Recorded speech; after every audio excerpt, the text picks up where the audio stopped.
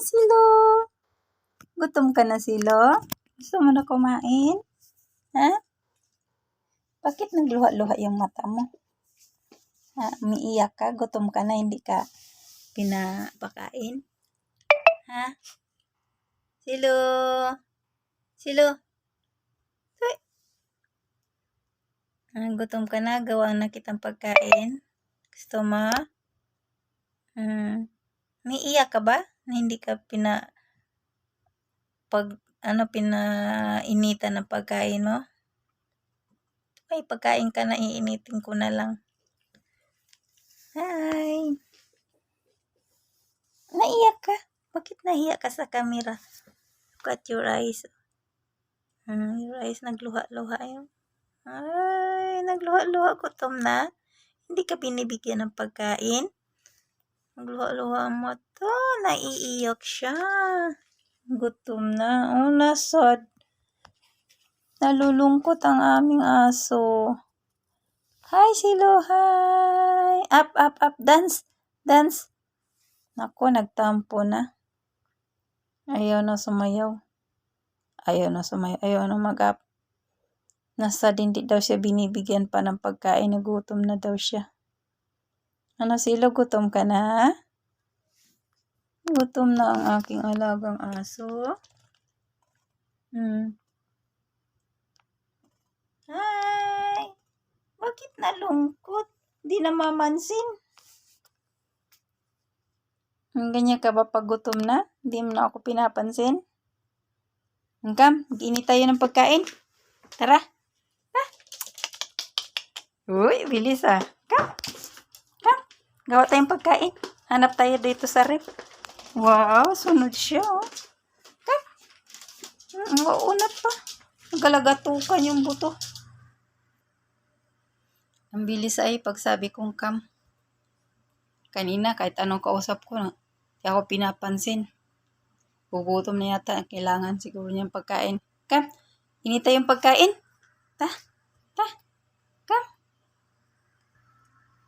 Hanapin ko yung pagkain niya sa rep.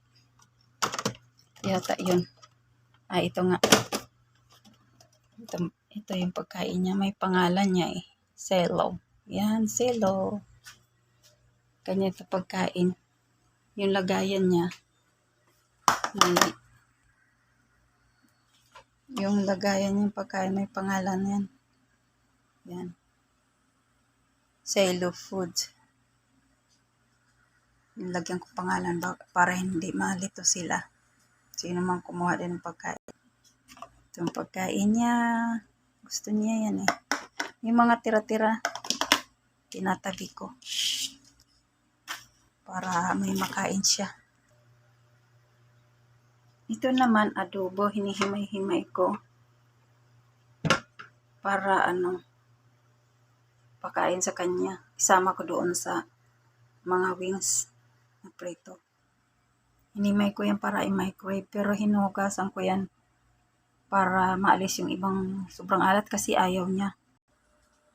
Isama ko dito sa tinabi ko doon sa ref. Ayan. Himay-himayin ko rin yan. Ayan, nahimay na. Sinama ko na dyan sa adobo. Tapos i-microwave ko na ngayon. Nasa loob na siya ng microwave.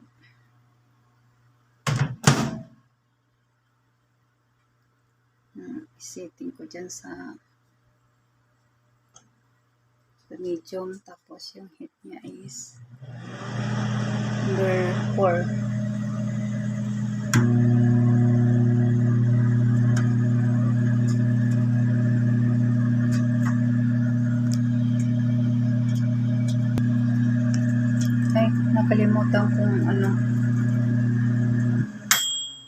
Nakalimutan ko pala.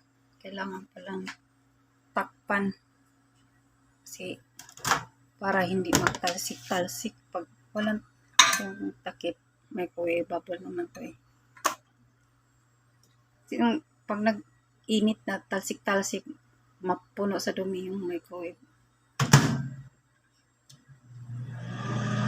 Ayan.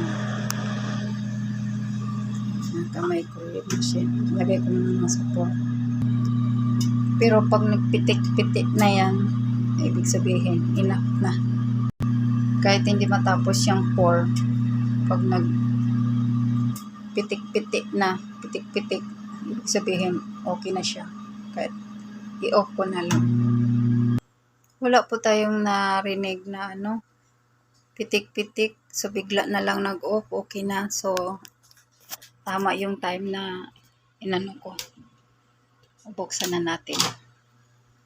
There. Mainit to. Ilabas ko na. So, ayan. Nainit na. Okay na. Charan! Init na yung food ni Silo. Haluin natin. So, antay muna natin siyang lumamig.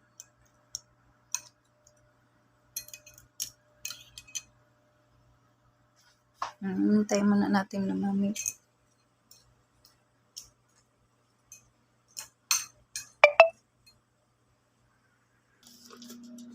Come.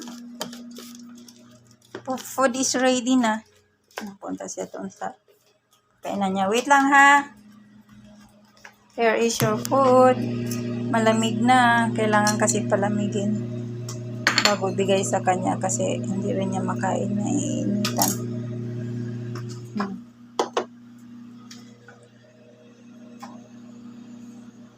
Kain na yan. Ayan, kumakain na. Diyan naiinitan pa. Okay, kumakain na siya. Thank you for watching.